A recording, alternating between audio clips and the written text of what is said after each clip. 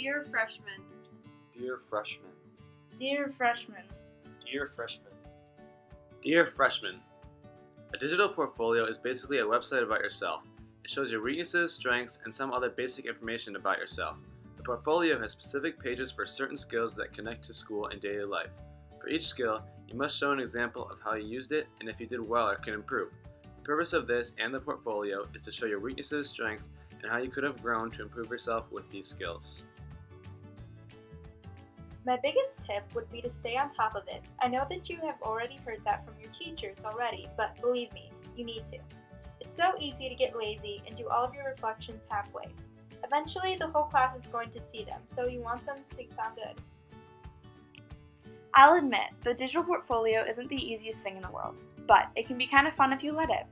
I mean, how many people have their own personal website? To get the best grade possible for a digital portfolio is giving yourself plenty of time to write your reflection.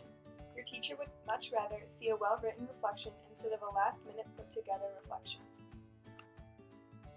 As for writing a reflection, try to enjoy what you're writing. It can be fun to look at your project and think, wow, I did really good with this skill. Don't just make a generic portfolio. At least have a bit of fun with it.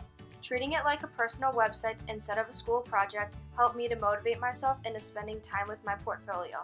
Maybe it'll help you too. To have fun with it, design your Weebly as much as you want to show your personality. When choosing an artifact, you must think about what skill you use the most to complete the artifact. Any homework assigned to you, projects, tests, can be used as an artifact as long as they're related to academics. Just keep a positive attitude and it will make things easier.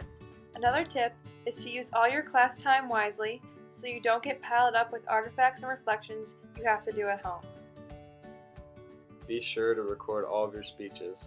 Effective oral communication was personally one of my hardest skills to find an artifact for. Just make sure you have multiple speeches recorded to choose from. If you're stuck, you can even ask your teacher or classmates for help. I suggest keeping all your worksheets to always be prepared because it makes the process of choosing an artifact easier. The purpose of this is to understand that with everything you do, skills are used that help with every activity, assignment, or project you do throughout high school, and your goal is to get better at each and every one of them.